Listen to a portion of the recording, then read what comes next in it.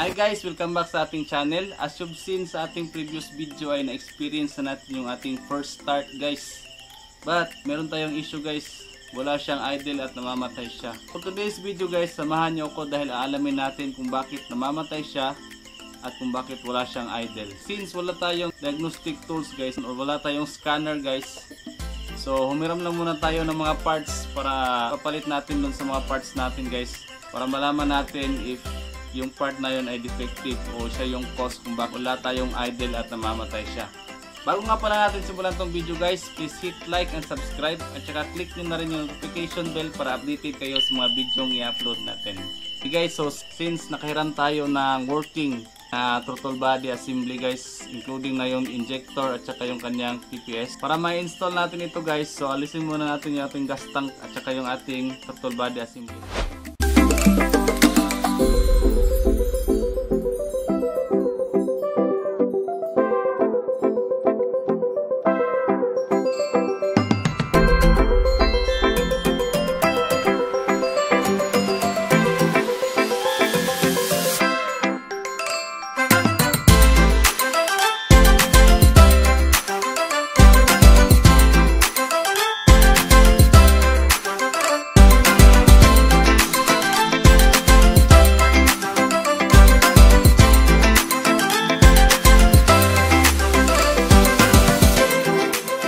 Guys, ito yung atin, tapos ito yung hiniram natin guys.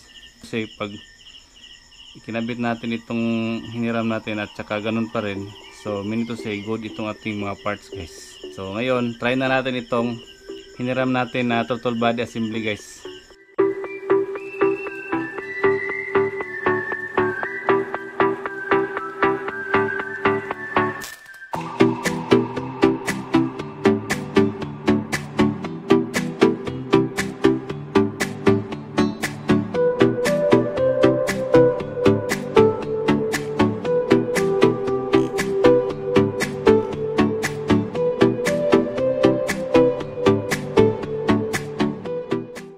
Guys, so ngayon na nagkabit na natin yung ating hiniram na throttle body assembly, buka naman natin siyang i-start ngayon guys. Tingnan natin kung nandyan pa ba yung issue niya na namamatay siya at wala siyang idle.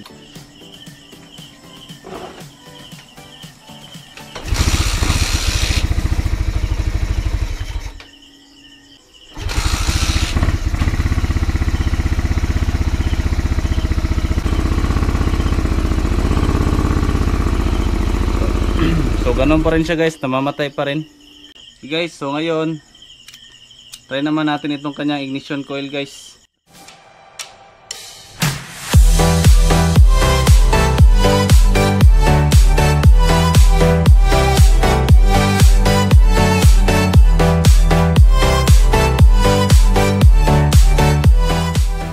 Okay guys, so ngayon na napalitan na natin yung coil niya.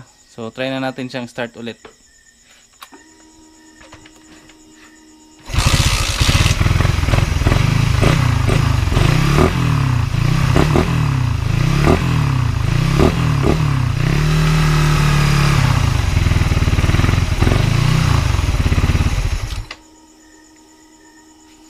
Wala pa rin siyang idle guys.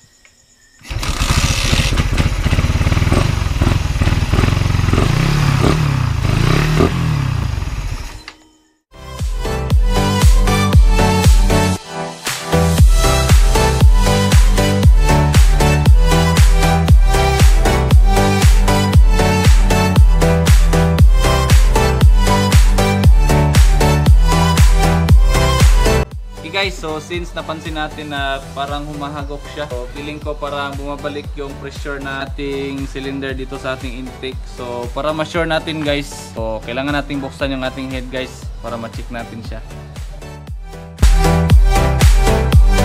Guys, so nalaman natin na wala pala siyang valve clearance. Yan guys.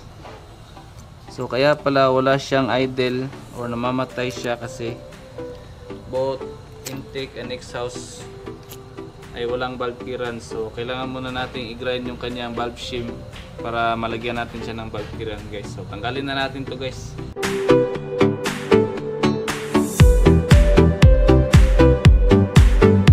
Okay guys, so ito yung kailangan nating bawasan guys. para ma-achieve natin yung valve clearance na hinahanap natin. Gagamitan lang natin siya ng liha guys.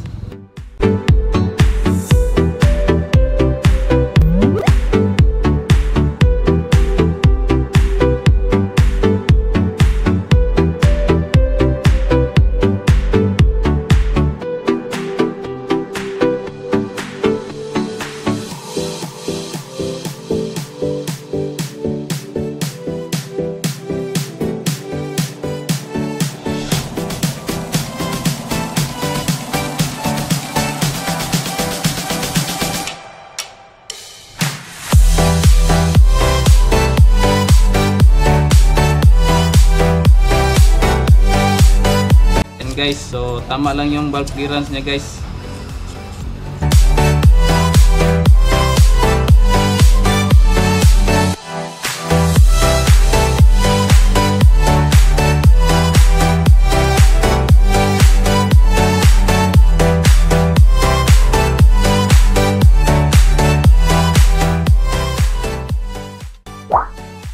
Okay guys, start na natin siya.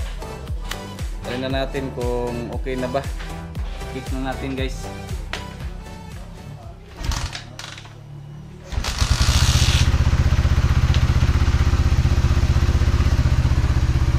Okay na siya guys.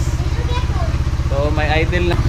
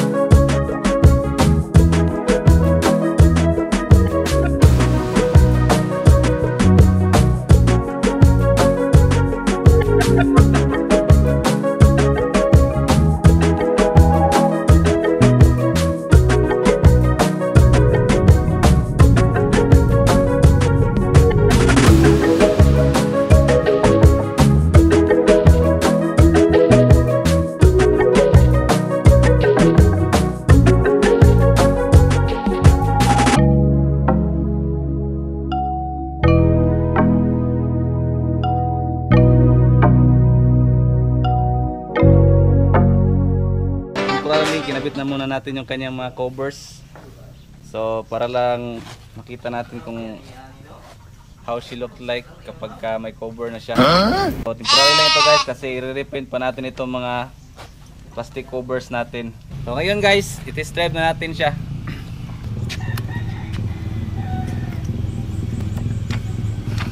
Sige po, start.